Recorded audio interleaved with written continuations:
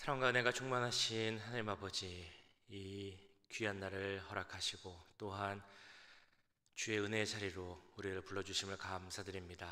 주여, 저희들 깨게 하시고 영적으로나 육적으로나 하나님께 더 나아갈 수 있는 주의 자녀들 될 수 있도록 주님 함께하여 주시옵소서. 이 시간 말씀을 들을 때도 주님 가운데 나가게 하시고 우리의 마음에 뿌려지는 그 말씀의 씨앗들이 우리의 삶을 통하여서 열매 맺을 수 있도록 주님 함께하여 주시옵소서. 오늘의 모든 예배 가운데 함께하실 것을 믿사오며 이 모든 말씀 우리를 구원하신 예수님의 이름으로 기도하옵나이다. 아멘. 찬송가 325장, 찬송가 325장입니다. 예전 통일 찬송가는 359장, 예수가 함께 계시니 함께 찬양하도록 하겠습니다. 예수가 함께 계시니 시험이 오나 겁없네. 기쁨의 근원 되시는 예수를 위해 삽시다. 날마다 주를 섬기며 언제나 주를 기리고 그 사랑 안에 살면서 딴 길로 가지 맙시다. 이 세상 사는 동안에 주 이름 전파하면서 무한한 복락 주시는 예수를 위해 삽시다.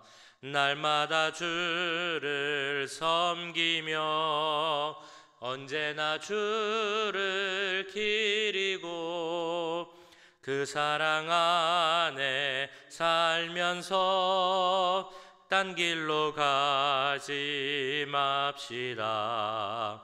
이 세상 친구 없어도 예수는 나의 친구니 불의한 일을 버리고 예수를 위해 삽시다.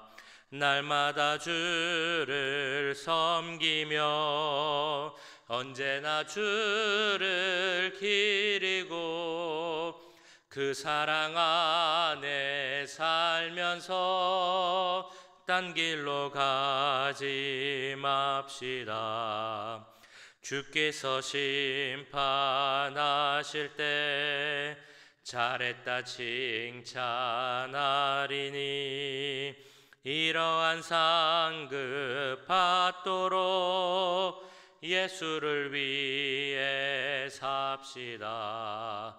날마다 주를 섬기며 언제나 주를 기리고 그 사랑 안에 살면서 딴 길로 가지 맙시다. 네. 함께 기도하실 때 오늘 드리는 수요 예배를 위해서 함께 기도하도록 하겠습니다. 특별히 오늘 트루 워시퍼라는 찬양팀, 그 클래식 공연 팀이 오셔서 찬양을 하시고 연주를 할 때 많은 은혜가 넘치게 하시고 또 많은 성도들 함께 나와서 하나님을 찬양할 수 있게 해달라고 기도하겠습니다. 우리 교회 목회자들과 리더들, 직분자들을 위해서 함께 기도해 주시고 특별히 어제 하나님의 부르심을 받은 우리 박경균 집사님, 고 박경균 집사님 그 가족과 앞으로의 모든 장례 일정을 위해서 하나님께서 함께 하시고 은혜를 더해달라고 이 시간 함께 기도하도록 하겠습니다. 사랑의 주님, 오늘 수요 예배를 위해서 기도합니다. 주여, 주님께서 또한 좋은 시간 허락하셔서 트루 워시퍼 또한 추기로 목사님 함께 모여서 공연하고 하나님을 찬양할 수 있는 시간 허락하시면 감사드립니다. 그 팀 가운데 함께 해주시옵소서. 하나님께 주신 재능과 달란트를 통하여서 하나님을 찬양하고 하나님께 영광 돌리기 원하는 그 팀 가운데 함께 해주시고 오늘 시간이 정말 은혜가 넘치는 시간이 될 수 있도록 역사해 주시옵소서. 주여, 많은 분들이 참여하기 원합니다. 모두 성도들 또한 함께 기억하게 하시고 함께 참여하여서 주님을 찬양하고 영광 돌리는 일에 동참할 수 있도록 주님 역사해 주시옵소서. 오늘의 모든 생각들 함께 하시고 특별히 교회 목회자들 위해서 기도합니다. 주님 영적으로 육적으로 지켜주시기 원합니다. 지치지 않게 하시고 피곤치 않게 하시고 특별히 성령 충만한 가운데 말씀의 능력과 지혜가 정말 충만할 수 있도록 주님 함께 해주시옵소서. 우리 마음 가운데 주님 마음을 본받기 원합니다. 하나님의 마음을 갖게 하시고 그 목재의 마음으로 정말 주님께서 맡겨주시는 사랑하고 섬길 수 있는 그 귀한 주의 종들 역사해 주시옵소서. 교회 세우신 많은 식구들과 리더들이 있습니다. 주님 그들에게도 함께 해주시고 하나가 되어서 협력하고 선을 이루며 주님의 몸된 교회를 세워갈 수 있도록 주님 함께하여 주시옵소서. 특별히 주여 어제 하나님의 부르심 받고 박영희 목사님에서 기도합니다. 주님 정말 그 사랑하는 가족을 보낸 우리 가족들의 마음 가운데 슬픔이 있을 줄 압니다. 하나님께서 함께해 주셔서 그 모든 회개하시고 부활의 소망 가운데 승리할 수 있도록 주님 역사해 주시옵소서. 오픈의 모든 일정들이 있습니다. 참 일정 가운데 함께해 주시고 주님께서 동행하여 주셔서 은혜 가운데 정말 하나님께 감사할 수 있는 귀한 시간이 될 수 있도록 주님 역사해 주시고 함께하여 주시옵소서. 사랑해 주님 감사합니다. 우리 교회를 세워주시고 교회 많은 일꾼들 세워주심을 믿고 감사드립니다. 주여 기도하는 것은 세우신 주의 종들, 주의 일꾼들 위해서 기도합니다. 그들에게 함께해 주시옵소서. 믿음을 주시옵시고 은혜를 더하여 주시옵시고 성령 충만함과 말씀의 능력을 더하여 주시옵소서. 교회를 함께 세워감에 있어서 필요한 지혜도 주시옵시고 또한 하나님의 마음을 본받아 주에 맡겨진 성도들을 사랑하되 끝까지 사랑할 수 있는 그 마음도 주님 허락하여 주시옵소서. 또한 세우신 많은 일꾼들이 있음을 믿습니다. 함께 해주시고 그 직분자들 리더들에게 함께 해주셔서 우리가 함께하여서 한뜻으로 주님의 몸된 교회를 귀하게 세워갈 수 있도록 주님 함께하여 주시옵소서. 오늘의 수요예배 가운데도 함께 하시기 원합니다. 주기로 목사님 또한 트루 워시퍼라는 팀에 와서 하나님을 찬양하는 귀한 공연을 할 텐데 그 시간 가운데 함께 해주시고 은혜가 넘치게 하여 주시옵소서. 많은 분들이 참여하여서 함께 하나님을 찬양하고 영광 돌리시는 시간 될 수 있도록 주님 인도하여 주시옵소서. 또한 하나님 사랑하시는 우리 고 박영민 집사님 이제 하나님의 부르심을 받았습니다. 그러나 그 가족 가운데 슬픔이 있을 줄 아는데 주님께서 그 가운데 함께 하시고 위로를 더하여 주시옵소서. 앞으로 있는 모든 장례 일정도 주님 동행하여 주시고 인도하여 주시고 은혜가 넘칠 수 있도록 주님 역사하여 주시옵소서. 모든 것 감사드리며 우리를 구원하신 예수님의 이름으로 기도하옵나이다. 아멘. 이 시간 우리에게 주신 하나님의 말씀은 에스라 4장 11절에서 24절까지의 말씀입니다. 에스라 4장 11절부터 24절까지의 말씀 한 절씩 교독하시고 마지막 절 말씀은 함께 읽도록 하겠습니다. 아닥사스다 왕에게 올린 그 글의 초본은 이러하니 강 건너편에 있는 신하들은 왕에게 아뢰나이다. 당신에게서 우리에게로 올라온 유다 사람들이 예루살렘에 이르러 이 패역하고 악한 성읍을 건축하는데 이미 그 기초를 수축하고 성곽을 건축하오니 이제 왕은 아시옵소서. 만일 이 성읍을 건축하고 그 성곽을 완공하면 저 무리가 다시는 조공과 관세와 통행세를 바치지 아니하리니 결국 왕들에게 손해가 되리이다. 우리가 이제 왕궁의 소금을 먹으므로 왕이 수치당함을 참아보지 못하여 사람을 보내어 왕에게 아뢰오니 왕은 조상들의 사기를 살펴보시면 그 사기에서 이 성읍은 패역한 성읍이라 예로부터 그 중에서 항상 반역하는 일을 행하여 왕들과 각 도에 손해가 된 것을 보시고 아실지라 이 성읍이 무너짐도 이 때문이니이다. 이제 감히 왕에게 아뢰오니 이 성읍이 중건되어 성곽이 준공되면 이로 말미암아 왕의 강 건너편 영지가 없어지리이다 하였더라. 왕이 방백 르흠과 서기관 심세와 사마리아에 거주하는 그들 동관들과 강 건너편 다른 땅 백성에게 조서를 내리니 일러스되 너희는 평안할지어다. 너희가 올린 글을 내 앞에서 낭독시키고 명령하여 살펴보니 과연 이 성읍이 예로부터 왕들을 거역하며 그 중에서 항상 패역하고 반역하는 일을 행하였으며 옛적에는 예루살렘을 다스리는 큰 군왕들이 있어서 강 건너편 모든 땅이 그들에게 조공과 관세와 통행세를 다 바쳤도다. 이제 너희는 명령을 전하여 그 사람들에게 공사를 그치게 하여 그 성을 건축하지 못하게 하고 내가 다시 조서내리기를 기다리라. 너희는 삼가서 이 일에 게으르지 말라. 어찌하여 화를 더하여 왕들에게 손해가 되게 하랴 하였더라. 아닥사스다 왕의 조서 초본이 르훔과 서기관 심세와 그의 동료 앞에서 낭독되매 그들이 예루살렘으로 급히 가서 유다 사람들을 보고 권력으로 억제하여 그 공사를 그치게 하니 이에 예루살렘에서 하나님의 성전 공사가 바사 왕 다리오 제2년까지 중단되니라. 아멘. 네, 오늘은 어제에 이어서 에스라서 4장 말씀으로 함께 계속해서 은혜를 나누도록 하겠습니다. 자, 우리가 어떤 일을 해 나갈 때 누군가와 함께 일을 함에 있어서 그것을 결정하고 진행하는 순간에 누군가가 그것을 동의하지 않고 반대하고 또 돕지 않는 그런 경우가 있다면 우리는 어떻게 해야 하나라는 그런 생각을 많이 하게 됩니다. 우리가 함께 결정한 것이고 그 결정이 옳으니 그 결정대로 해야 된다 그러면서 그 반대의 목소리를 당분간은 좀 내려놓고 그렇게 일을 진행할 수도 있겠지만 그럼에도 불구하고 우리 마음속에 참 왠지 모를 부담감이 있는 것은 사실이죠. 더욱이 그런 상황에서 어떤 사람들과의 관계로 인해서 관계에서 문제가 생긴다거나 혹은 내가 하지도 않았던 그런 일이나 말로 인해서 억울함을 당하게 된다면 참 그것만큼 힘든 일도 없을 것입니다. 그런 상황들을 어떻게 해결하고 풀어가는 것이 지혜로운 일인가라는 생각을 많이 하게 되죠. 특별히 교회 일에서도 그렇습니다. 하나님의 일을 하는 경우 오해가 생기고 어려움이 생긴다면 그것을 어떻게 풀어가는 것이 하나님이 기뻐하시는 방법인가 이런 생각을 많이 하게 됩니다. 오늘 말씀을 보시면 지금 우리가 나눈 이 내용과 연관되는 그런 부분의 말씀이 있습니다. 그 말씀을 통해서 이 내용들을 한번 생각해 보고자 하는데요.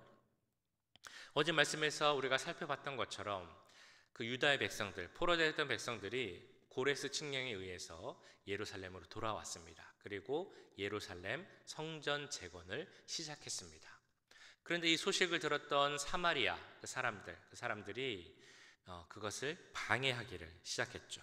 그 방법으로 오늘 나온 것이 바사, 즉 페르시아의 왕에게 편지를 보냈던 것입니다. 그 고발의 내용을 편지로 보낸 것이죠. 아하수아이로 왕에게 말하기를 이들은 제국을 위협하는 사람들입니다 라고 이렇게 고발을 했습니다. 뿐만 아니라 아닥사스다 왕에게도 편지를 보내서 아주 자세하게 고발의 내용을 쓰게 되죠. 특별히 12절, 13절을 보시면 이런 내용이 나와 있습니다. 왕에게 아뢰나이다. 당신에게서 우리에게로 올라온 유다 사람들이 예루살렘에 이르러 이 패역하고 악한 성읍을 건축하는데 이미 그 기초를 수축하고 성곽을 건축하오니 이제 왕은 아시옵소서.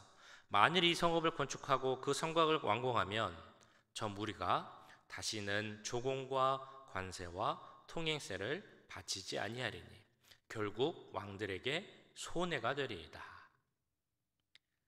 이 상속글의 요지는 이것입니다. 지금 예루살렘 사람들이 돌아와서 성전을 건축하는데 이 성전을 다 건축하게 되면 이들이 왕에게 반역할 것이다.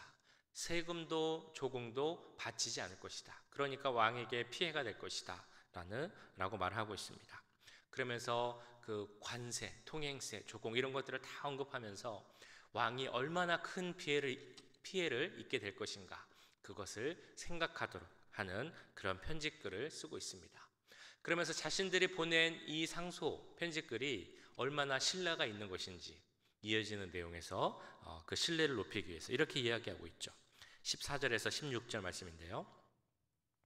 우리가 이제 왕궁의 소금을 먹음으로 왕이 수치당함을 참아보지 못하여 사람을 보내어 왕에게 아뢰오니 왕은 조상들의 사기를 살펴보시면 그 사기에서 이 성읍은 패역한 성읍이라 예로부터 그 중에서 항상 반역하는 일을 행하여 왕들과 각 도에 손해가 된 것을 보시고 아실지라 이 성읍의 무너짐도 이 때문이니이다. 이제 감히 왕에게 아뢰오니 이 성읍이 중건되어 성곽이 준공되면 이로 말미암아 왕의 강 건너편 영지가 없어지리이다 하였더라.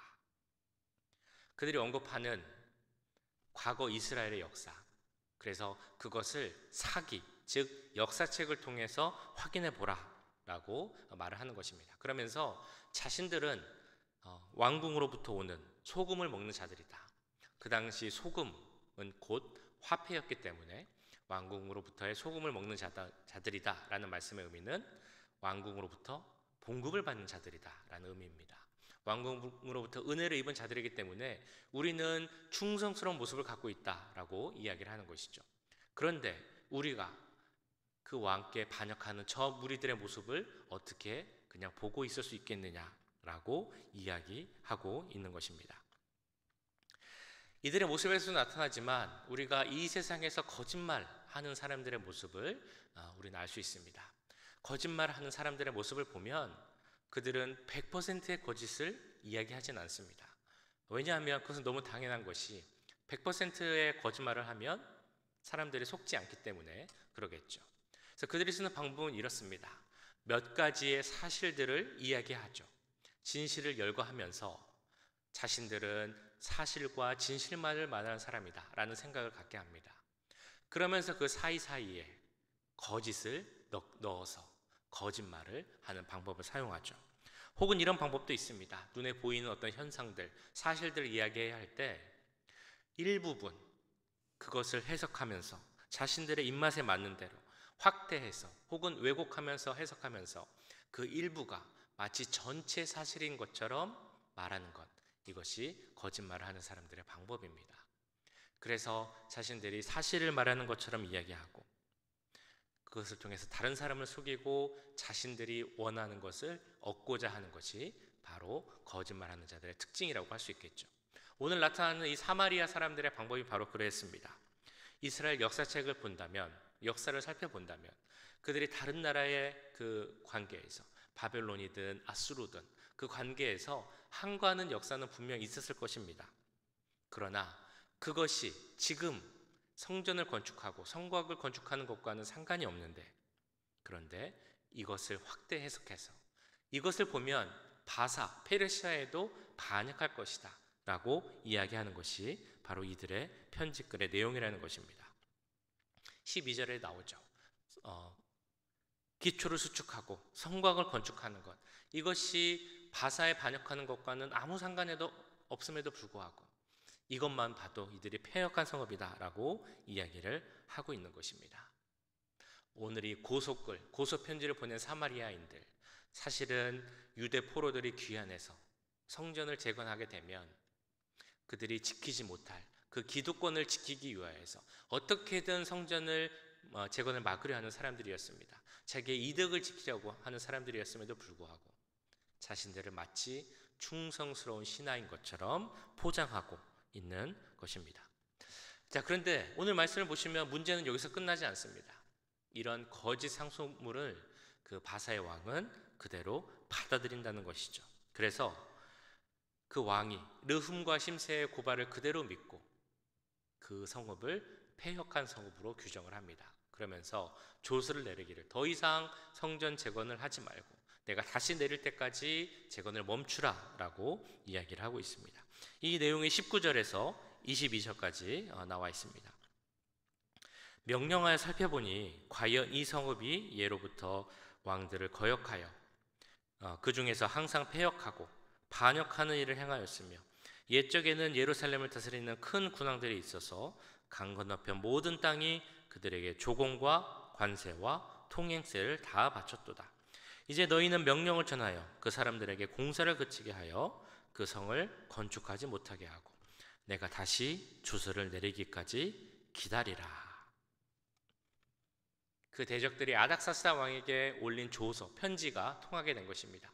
이 왕이 역사책을 살펴보면서 이스라엘 백성들이 했던 한거의 글을 보고 다시 이들이 반역할 수 있겠구나 라는 생각을 하고 재건 사업을 멈추게 한 것이죠. 그들의 중상모략이 먹혔던 것입니다.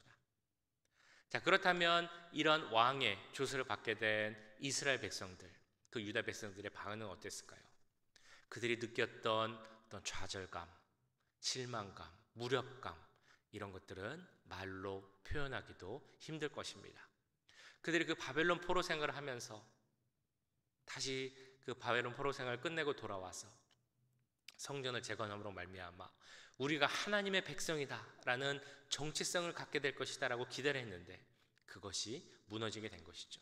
그 힘든 노예 생활 가운데서도 느꼈을 좌절감이 성전 재건을 통해서 다시 한번 살아나고 자긍심으로 살아나고 소망을 갖게 했는데 그 모든 것이 멈추게 되었다라고 생각하니 참 너무나 힘들고 어려웠을 것입니다.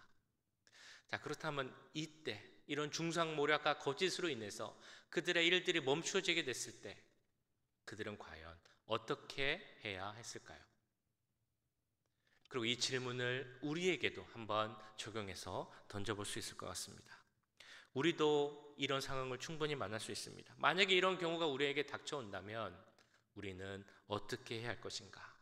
누군가가 나를 모략하고 나에 대한 거짓을 퍼뜨리고 그래서 내가 억울한 상황을 만나게 된다면 우리는 어떻게 할 수 있을까?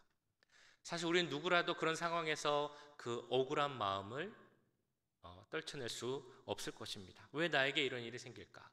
내가 그러지 않았는데, 나는 하나님 잘 믿고 잘 살려고 하는데 왜 나에게 이런 힘든 일이 생길까라고 생각을 하겠죠.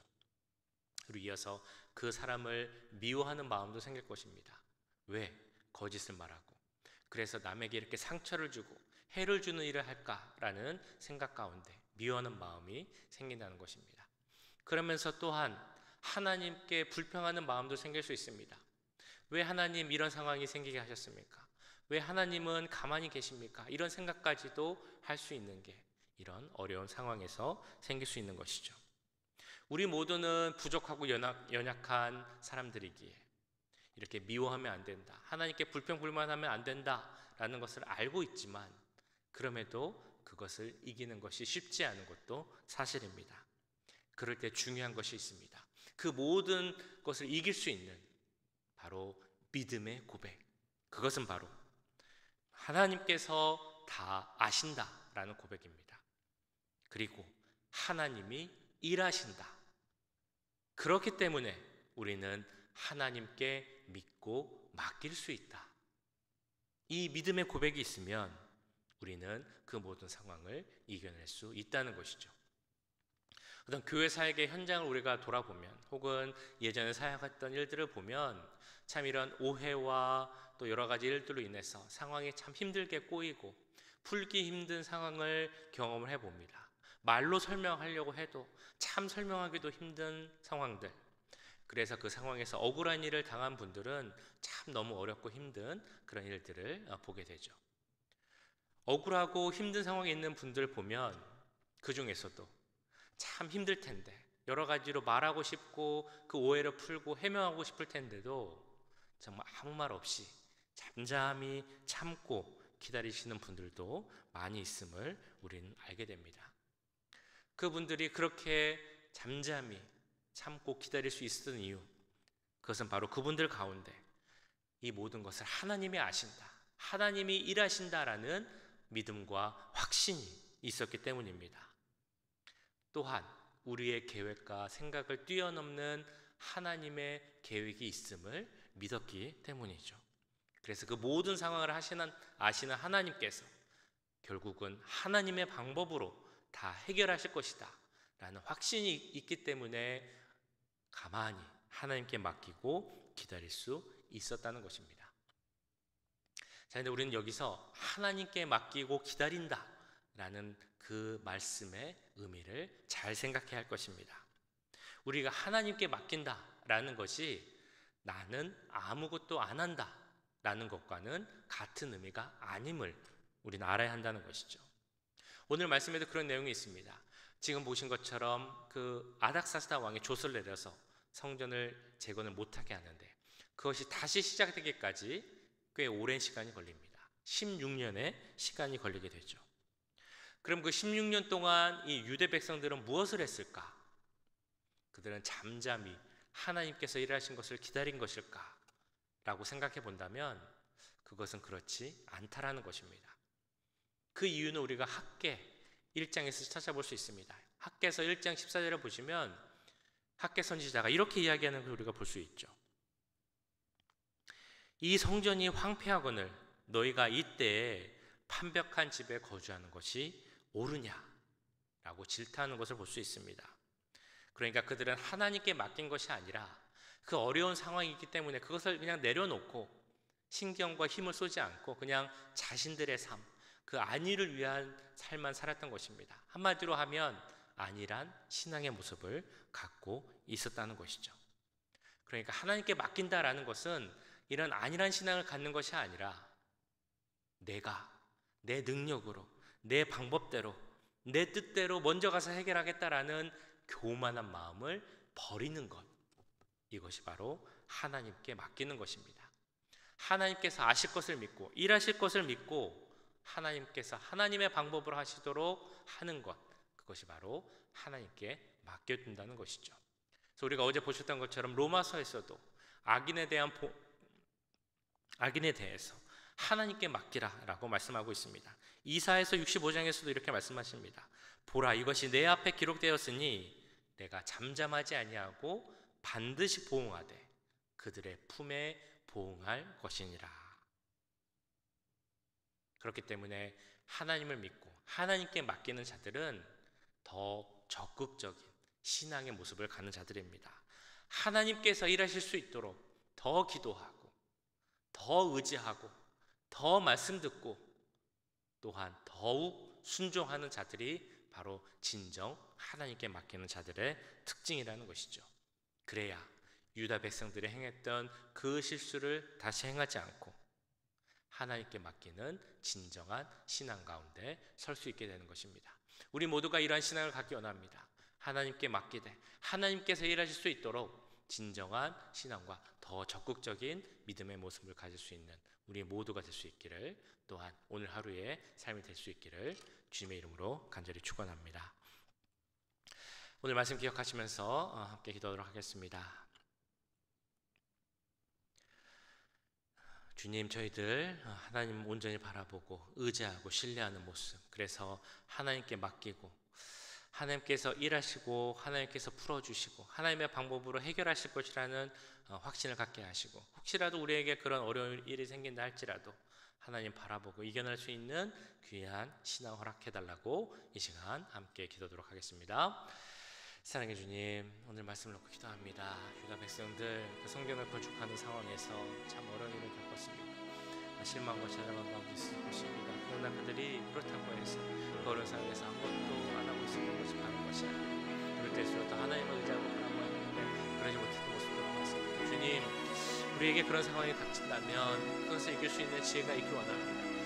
주여 지혜를 주셔서 그 모든 어려운 상황, 정말 말로 풀기 힘든 억울하고 미움이 생기고 화가 나는 그런 상황이 있더라도 그것을 하나님께 맡길 수 있는 그런 신을 허락하여 주시옵소서.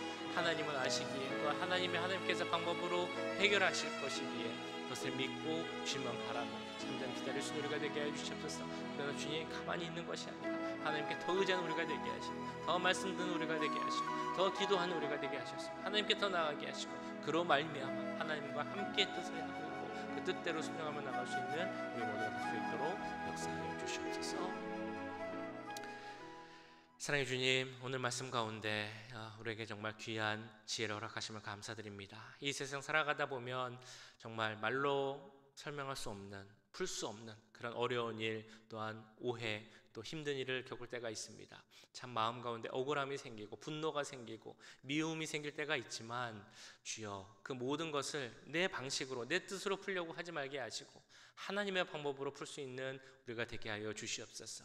하나님께 맡길 수 있도록 하여 주시옵소서. 하나님께서 일하시고 해결하실 것이라는 확신을 갖게 하시고 그를 위하여서 더 기도하고 더 주님께 나아가고 주님만 의지할 수 있는 우리 모두가 될 수 있도록 주님 역사하여 주시옵소서.